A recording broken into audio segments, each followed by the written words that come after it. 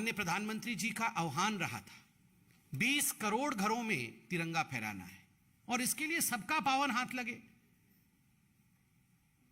और जैसे कि बार बार प्रधानमंत्री ने कहा है, राष्ट्रनीति, राजनीति से ऊपर राष्ट्रनीति है।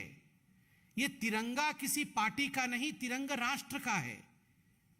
तिरंगा फहराना है, हर घर में तिरंगा फहराना है। यह किसी पार्टी की लाइन नहीं हो सकती है, यह राष्ट्र की लाइन है। This is the desire of the nation.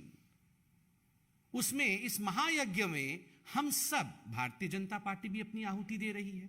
हम तो कांग्रेस से भी और बाकी पॉलिटिकल पार्टी से भी कहेंगे, राजनीति छोड़िए, इस महायज्ञ में आप भी अपनी आहुति डालिए ताकि देश एक सकारात्मक रूप से आगे बढ़ सके।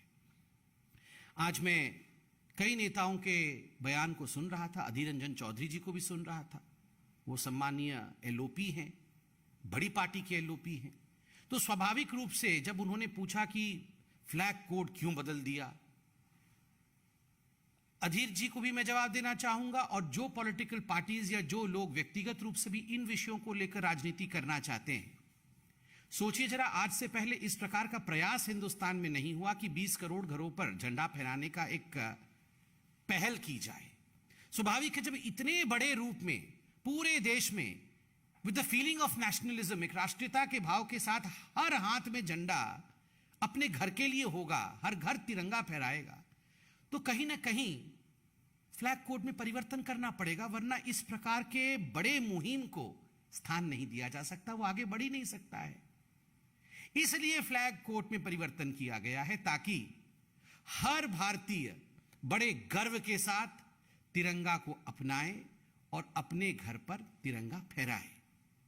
Intention is to spread the value of nationalism, the feeling of nationalism.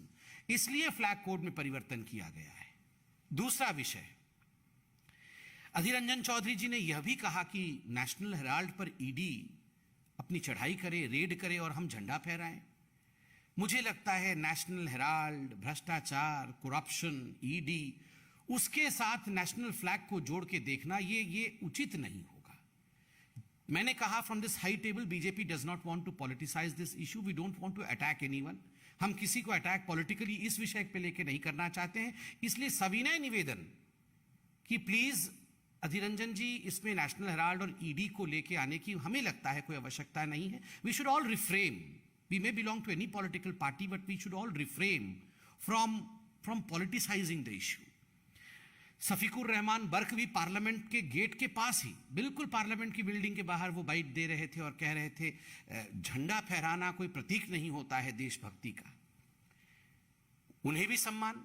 हम यहां समाजवादी पार्टी पे भी आक्रमण किए बगैर, देखिए, बहुत सोच समझ करके जो कॉन्स्टिट्यूशनल मेकर्स हैं और हमारे जो पूर्वज हैं, उन्होंने प्रतीक बनाए हैं।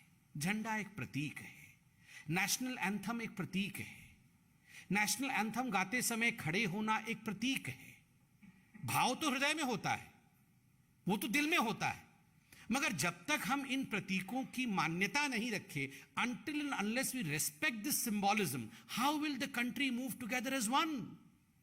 कॉन्स्टिट्यूशन में जो लिखा है उसकी हम सम्मान कैसे करें, उसका हम रेस्पेक्ट कैसे करें? इसलिए प्रतीक भी महत्वपूर्ण है और भाव भी महत्वपूर्ण है, दोनों महत्वपूर्ण है, दोनों को लेकर आगे चलना है। और सफीकुर रहमान बर्क जी कह रहे थे काम करना पड़ेगा, काम करने से ही देशभक्ति आगे बढ़ता है।